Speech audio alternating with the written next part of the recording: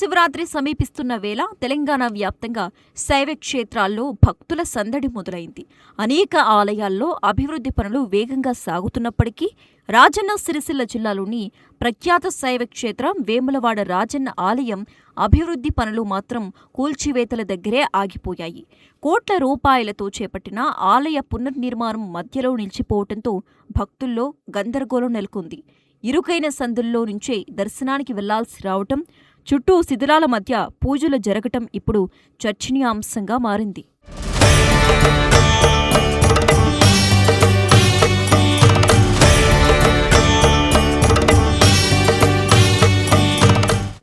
అయితే రాష్ట్ర ప్రభుత్వం ప్రతిష్టాత్మకంగా వేములవాడ రాజన్న ఆలయం అభివృద్ధికి 150 కోట్ల రూపాయలతో పనులు ప్రారంభించింది.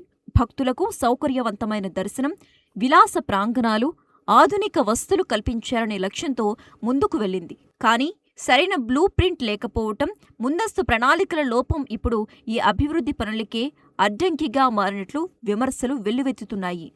పునర్నిర్మాణంలో భాగంగా ఆలయ అడుగు భాగాన్ని తొలగించి బేస్మెంట్ నిర్మాణానికి ప్రయత్నించగా అక్కడ పెద్ద పెద్ద బండరాళ్లు అడ్డుపడ్డంతో భారీ యంత్రాలు పనిచేయలేక వెనుతిరిగాయి. దీంతో పనులు పూర్తిగా నిలిచిపోయాయి.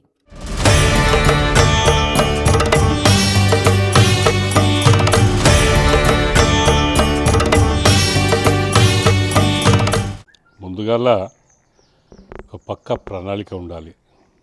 ఏంటంటే అసలు టెంపుల్ అభివృద్ధి ఏం చేస్తామో అని ఒకటి అభివృద్ధి ఉండి ప్రజాక్షేత్రంలో పెట్టి దాని అభిప్రాయ సేకరణ చేస్తే ప్రజలందరూ కూడా ఇన్వాల్వ్ అయితే అది బాగుంటుంది అనే మా అభిప్రాయం ఒకటి. రెండోది పదే పదే చెప్తా ఉంటాం, 2 సంవత్సరాలకు ఒకసారి వచ్చే సమ్మక్క సారక్క జాతరకు అనవైతిగా మరి రాజరాజేశ్వర స్వామి గారిని దర్శించుకొని లక్షలాది భక్తులు దాని తర్వాత ఇంకొక దేవాలయం దర్శించుకొని అక్కడి నుండి సమ్మక్క సారక్క దర్శనం అనవైతిగా వచ్చే ఈ కార్యక్రమం 2 ఏళ్ళకు ఒకసారి వచ్చినప్పుడు మీరు సమ్మక్క సారక్క ఆ భక్తులకు రాజరాజేశ్వర స్వామి దర్శనాన్ని కల్పించి తర్వాత శివరాత్రి తర్వాత ఈ పనులు ప్రారంభించినట్టయితే బాగుంటుందని మరి పత్రికల ద్వారా కానీ ప్రెస్ మీట్ల ద్వారా చెప్పడం జరిగింది. మరి ఇన్నేళ్ళు లేని తొందర గౌరవ శాసనసభ్యులకు ఏం తొందర నాకైతే అర్థం కాలే. కానీ ఏదో పని మేఘాలను మొదలుపెట్టి అక్కడున్న చాలా మటుకు సదుపాయాలు, మెయిన్ టెంపుల్ కానీ లేదంటే దాని ఉన్న మండపం కానీ వదిలేస్తే చాలా మండపాలు కూలగొట్టి మరి ఏదో పెద్ద మిషన్ వచ్చి బాహుబలి మిషన్ వచ్చి పైల్ ఫౌండేషన్ వేయాలని ఒక ఉద్దేశంతోనే ప్రారంభించిన కార్యక్రమాన్ని మరి అది మధ్యంతరంలో ఆగిపోవడం జరిగింది. కారణాలు ఏందని తెలుసుకున్నప్పుడు మరి ఏదైతే యంత్రం ఉందో పైల్ ఫౌండేషన్ వేయగలుగుతుంది. మరి 4 పిట్స్ తవ్వినప్పుడు 2 రాయి రావడం, 2 40 ఫీట్ల దాకా పోవడము, పని ఎంతనైతే కొనసాగాలనో ఆ మిషన్ ఎంతనైతే పనిచేయాలో అంత కొనసాగే ప్రక్రియ లేదు. కాబట్టి స్పష్టత లేదు అనే ఉద్దేశంతోనే ఆ మిషన్ వాపసు ఇవ్వడం జరిగింది. మరి ఇప్పటివరకు అది పోయి కూడా సుమారుగా 3 వారాలు 4 వారాలు అయింది.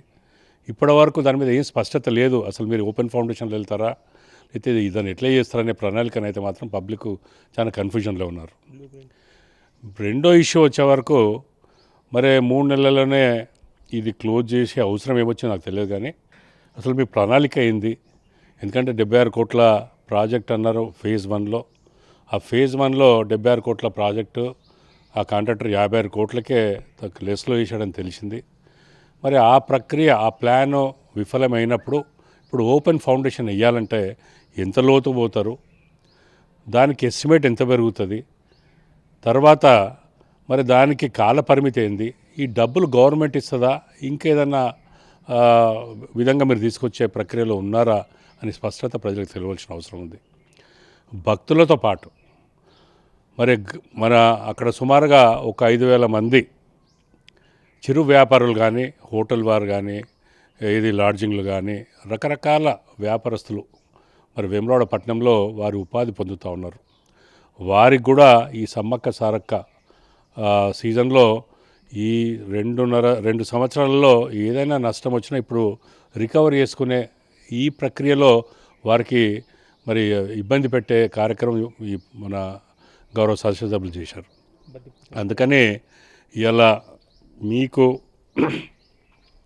రాజరాష్ట్రం ఇంత పెద్ద కార్యక్రమాన్ని చేపట్టినరు, దాని స్పష్టత లేదు.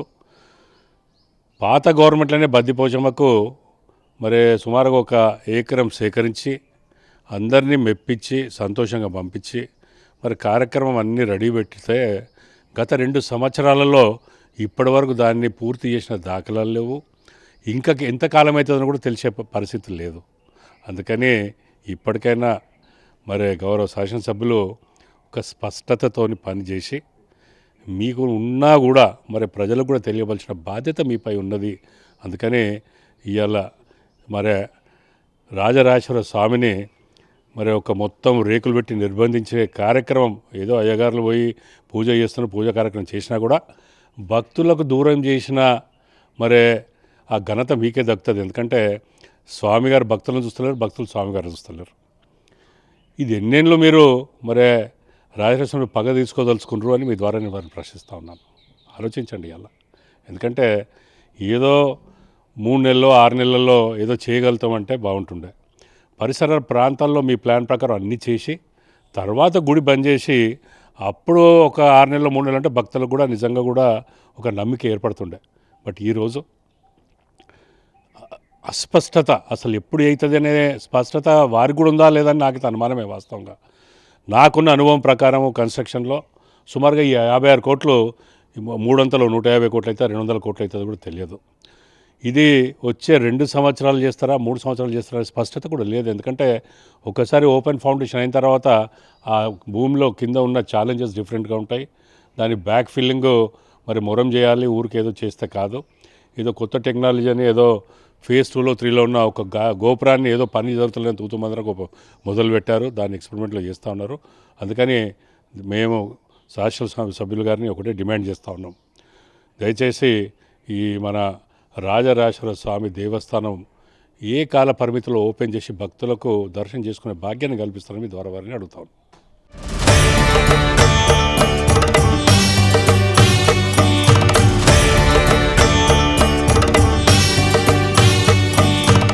ఇప్పుడు రాజన్న ఆలయం చుట్టూ కూల్చివేతల శిథిలాలే దర్శనమిస్తున్నాయి. మధ్యలో మాత్రం నిత్య పూజలు, అభిషేకాలు కొనసాగుతున్నాయి. ఇరుకైన సందులో నుంచి దర్శనానికి రావాల్సి రావటంతో భక్తులు తీవ్ర ఇబ్బందులు ఎదుర్కొంటున్నారు.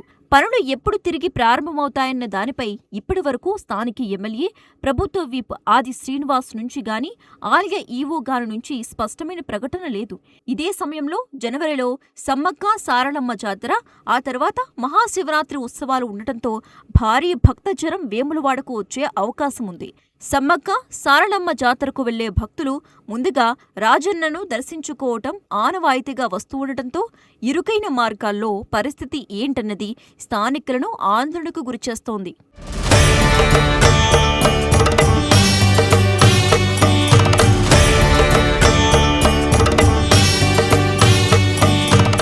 ఇక్కడ గతంలో ఉన్నటువంటి ఏర్పాట్లు దర్శనానికి వచ్చినప్పుడు మంచి ఏర్పాట్లు ఉండేటివి.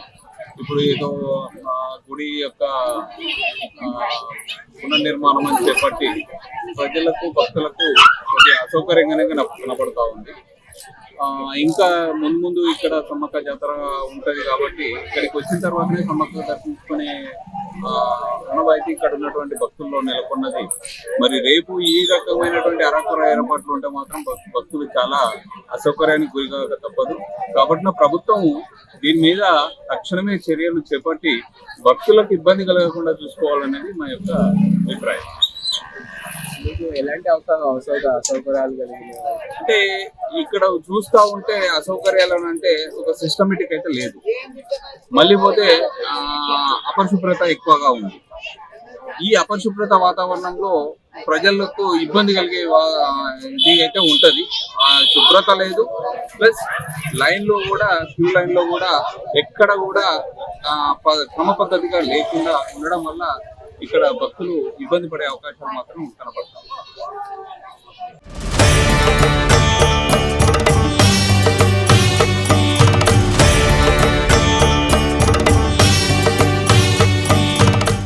ఈసారి మహాశివరాత్రి ఉత్సవాలు భీమేశ్వర ఆలయం నుంచే జరగనున్న నేపథ్యంలో గత శివరాత్రి నాటి ఘనత కొనసాగుతుందా లేదా అన్నది ప్రశ్నగా మారింది. పునర్నిర్మాణ పనులు నిలిచిపోవటంతో శిథిలాల మధ్య ఆలయాన్ని చూసి భక్తులు రకరకాలుగా చర్చించుకుంటున్నారు. మహాశివరాత్రి కావటంతో వేములవాడ రాజన్న ఆలయం అభివృద్ధి పనులు ఇప్పుడు ప్రభుత్వ పెద్దలకు ఓ పెద్ద సవాళ్ళని చెప్పాలి. మరి భక్తుల విశ్వాసానికి భంగం కలగకుండా పండుగల ముందే పరిస్థితిని చక్కదిద్దుతారా లేదా అన్నది చూడాలి.